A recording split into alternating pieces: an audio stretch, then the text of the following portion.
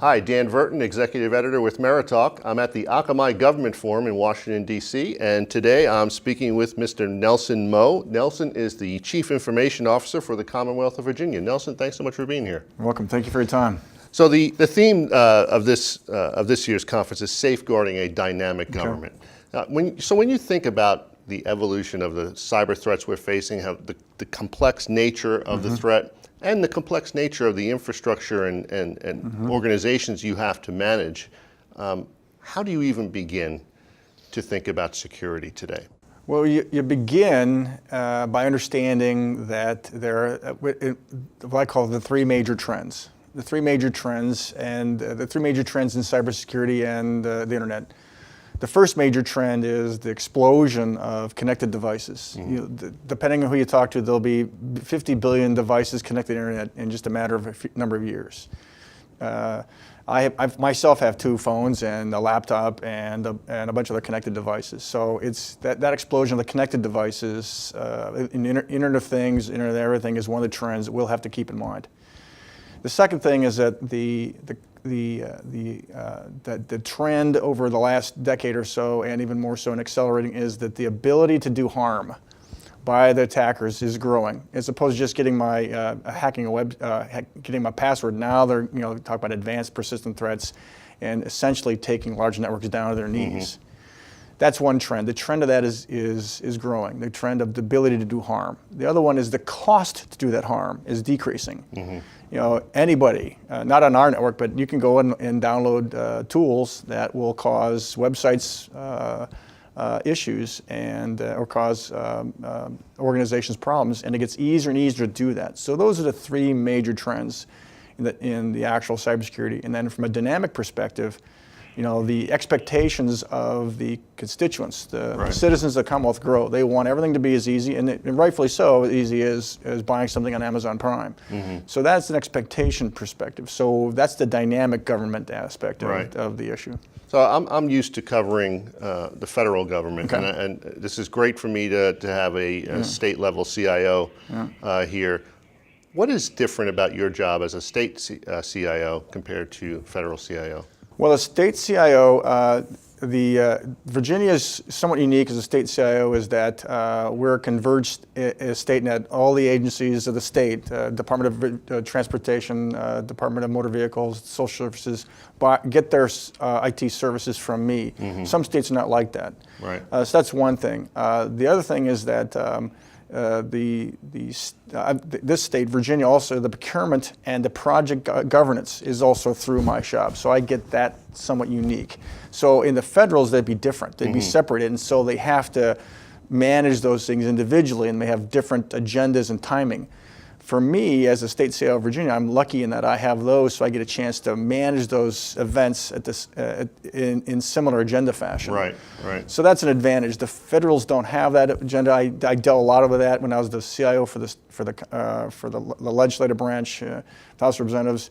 The fact that the only thing that's really out of my control and I have to manage specifically is the budget process. We do a lot to make sure we interact with the executive branch at the state and also the legislative branch. What kind of interface do you have from the security perspective? Well, across the state, since we're a converged state, my Chief Information Security Officer, my name is Mike Watson, he has an ability to see across the state as far as agencies and threats. Other states may not have that advantage. And so we have that from a threat view perspective, and then being able to react and then take action. That's an advantage. Does he report to you? He's a direct report to me, yes. Okay, interesting. So again, the theme of this conference, we're talking about safeguarding government.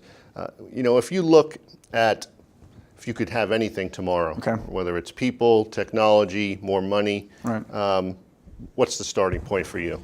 Well, starting first for me is I'm lucky in that in the budget that was that's going forward in fiscal year 17 and 18, there are investments that have been dedicated by the executive branch and legislative branch of Virginia to move forward. And so what I would ask is to continue that trend, to continue that investment, that focus, and a priority going forward.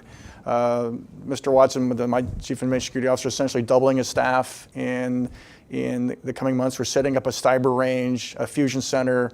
Virginia was the first state to roll out an ISO. So the investments are there, and to move forward, I would ask that would continue down the path, and then we would move with those investments and focus areas as the Commonwealth moves on in this preference. You're setting up a fusion center for cyber? Yep, and a cyber range, and also a cybersecurity services bureau, essentially providing services across the state agencies. Right. So Mike gets to do that. Is that relatively new at the state level? Well, it's new for us. Yeah. We'll have to look at what other states are doing, but I'm lucky in that the beauty about Virginia is that it's a consolidated state, is that all the agencies come through us. So from a cyber and governance and projects and procurements, we get a chance to have that common agenda focus.